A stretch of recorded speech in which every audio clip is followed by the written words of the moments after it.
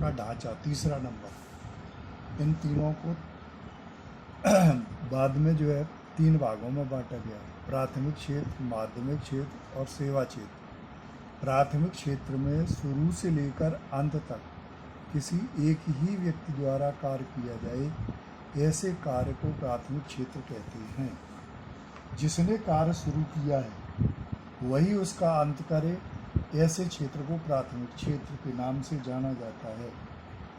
इसमें किसान का कार्य जो है वो सर्वोपरि है। पशु संवर्धन, मत्स्य उद्योग, मुर्गी बतख पालन, जंगल, कच्ची धातुओं आदि की प्राप्ति प्रवृत्तियों का समावेश होता है। दूसरे नंबर पर आता है माध्यमिक क्षेत्र। एक व्यक्ति द्वारा किया गया कार्य दूसरे के लिए उत्पादन कार्य में मदद करे, ऐसे क्षेत्र को माध्यमिक क्षेत्र के नाम से जाना जाता है। इसमें अधिकतर उद्योगों का समावेश होता है, जैसे आधारभूत उद्योग की प्रवृत्तियों का समावेश इसमें होता है। यह उद्योग के रूप में पहचाना जाता है। ज़्यादातर इसमें जो है उद्योगों का समावेश होता है। सुई से लेकर यानी आलपिन से लेकर के विशालकाय यंत्र इस क्षेत्र में समावेश होता है। जितने भी यंत्र बनाए जाए अर्थात उद्योगों में जो उपयोग में आए उसे माध्यमिक क्षेत्र। सेवा क्षेत्र में अनेक विविध सेवाओं का समावेश होता है। ऐसी सेवाओं में व्यापार, संचार, वायु तथा समुद्री मार्गों, शिक्षण, स्वास्थ्य, बैंक, बीमा क्षेत्र में लगे परिवहन क्षेत्र में लगे हुए कार्यों का समावेश किया जाता है। उसके बाद में नंबर आता है उत्पादन के साधन। उत्पादन करने के लिए अनेक प्रकार के साधनों का उपयोग होता है। इनमें मुख्य रूप से 4 साधनों का समावेश होता है, जिनमें पहले नंबर पर आता है जमीन, 2 नंबर पर पूंजी, तीसरा नंबर श्रम और नंबर 4 नियोजक। जमीन वैसे तो भूगोल में धरातल की ऊपरी सतह जिस पर खेती की जाए उसे जमीन कहते हैं। धरातल का सामान्य अर्थ में जमीन अर्थात पृथ्वी की ऊपरी सपाटी, उस ऊपरी परत को जमीन कहते हैं। परंतु अर्थशास्त्र की परिभाषा में जमीन अर्थात सभी प्रकार की प्राकृतिक वस्तु जो धरातल पर आए हुए खनिज, वायु आदि सभी का समावेश हो। जितने भी खनिज या धातु जिसका भी समावेश जो धरातल पर आई हो और जो प्राकृतिक हो उसे जो है जमीन के नाम से जाना गया। दूसरे नंबर पर आती है पूंजी। उत्पादन की प्रक्रिया में मदद करे ऐसा मानव सर्जित साधन अर्थात पूंजी। उत्पादन की प्रक्रिया में जो मदद करे ऐसा मानव निर्मित संसाधन उसे पूंजी कहते हैं। यह जो है सबसे उत्पादन का गतिशील साधन है। तीसरे नंबर पर श्रम। श्रम भौतिक कार्य, भौतिक बदले के उद्देश्य से की जाने वाली शारीरिक अथवा मानसिक जो कार्य होता है, शारीरिक अथवा मानसिक मेहनत को श्रम कहते हैं।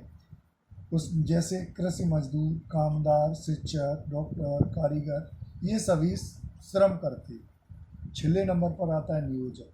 नियोजक अर्थात पूंजी, श्रम, जमीन सभी का समायोजन करके उत्पादन के सभी साधनों को इकट्ठा करके जो कार्य करे उसे नियोजक कहते हैं। अब इसमें जो प्राप्त होता है, जमीन पर किराया या भाड़ा मिलता है, पूंजी पर ब्याज मिलता है, श्रम को पगार या वेतन मिलती है और नियोजक को लाभ या हानि होती है। ये उत्पादन के चारों साधन हैं। उत्पादन के चारों साधन जब इकट्ठे होते हैं तभी उत्पादन कार्य शुरू होता है।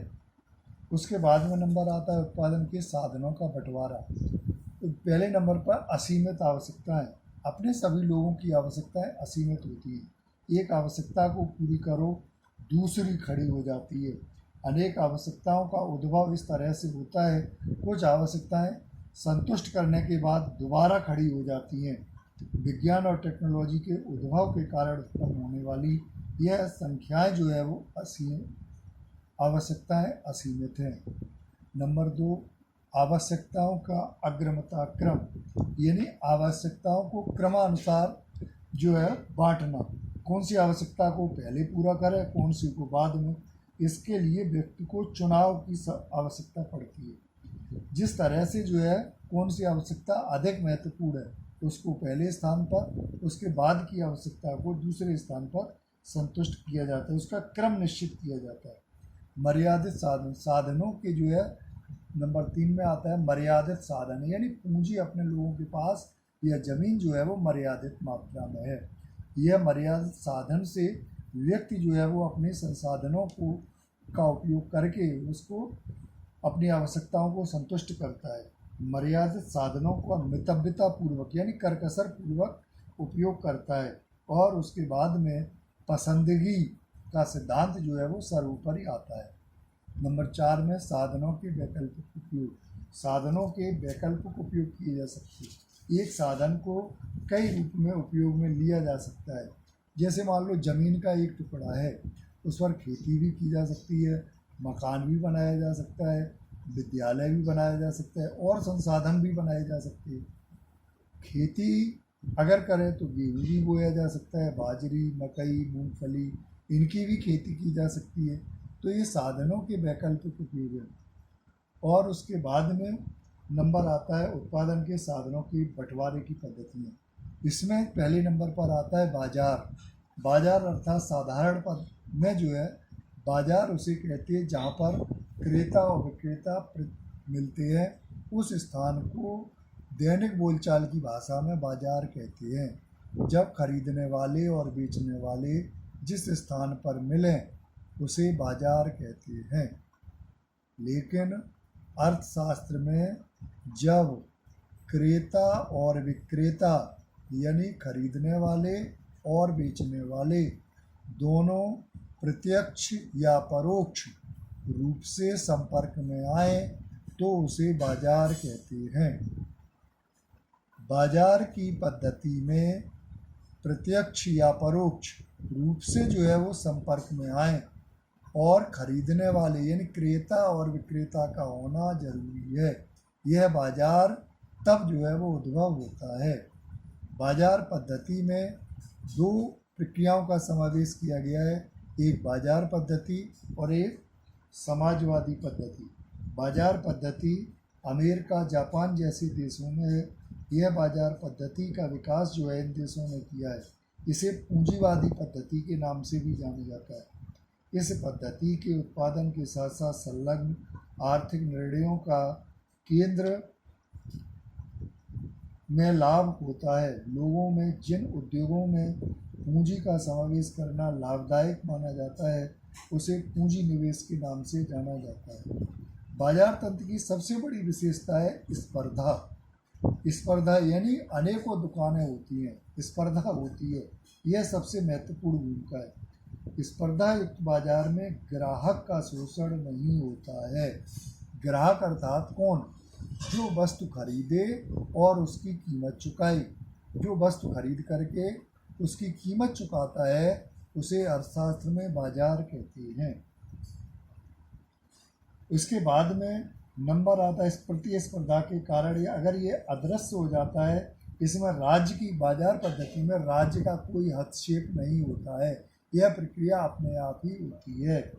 इसमें जो है एकाधिकार बाजार तंत्र की इसमें जो है वो सबसे बड़ी कमी है। यदि बाजार तंत्र में एक ही बेचने वाला हो तो वह ग्राहकों का शोषण करता है। एकाधिकार इसकी सबसे बड़ी कमी है। उसके बाद में दूसरे नंबर पर आता है समाजवादी पद्धति। समाजवादी पद्धति में सभी निर्णय राज्य के द्वारा लिए जाते हैं।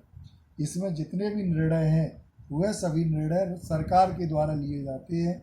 रूस और चीन जैसे देशों में इस प्रकार की पद्धति हुआ है। यहाँ पर सरकार ही सब निर्णय लेगी, लोगों को इससे कोई लेना देना, जो भी भाव होंगे वह एकदम सरकार के द्वारा निर्णय लिए जाएंगे और यह बाजार पद्धति के एकदम विरोधी है। आर्थिक पद्धति में सभी निर्णय व्यक्तियों के द्वारा लिए जाते हैं और यहाँ पर जो है सभी निर्णय राज्य के द्वारा लिए जाते हैं। इस पद्धति में समग्र अर्थतंत्र का संचालन राज्य के द्वारा होता है। पूंजी निवेश का बंटवारा भी राज्य की आवश्यकता के अनुसार होता है। उसके बाद में पूंजी संसाधनों का बंटवारा समाज के अनुसार किया जाता है और समाज को ध्यान में रखकर किया जाता है। रूस और चीन जैसे देशों में समाजवादी पद्धति जो है वो देखने के लिए मिलती है। उसके बाद में एक पद्धति और आई। इन दो प्रकार की पद्धति तो हो गई।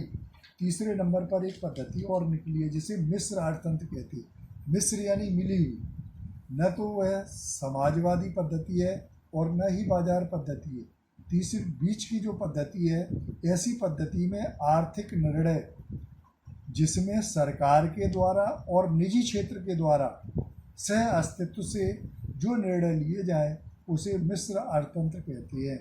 जिस अर्थतंत्र में जहाँ पर निर्णय सरकार के द्वारा और निजी लोग क्षेत्र के द्वारा लिए जाएं, ऐसे अर्थतंत्र को मिश्र अर्थतंत्र कहते हैं। भारत और फ्रांस में इस तरह का अर्थतंत्र देखा जाता है।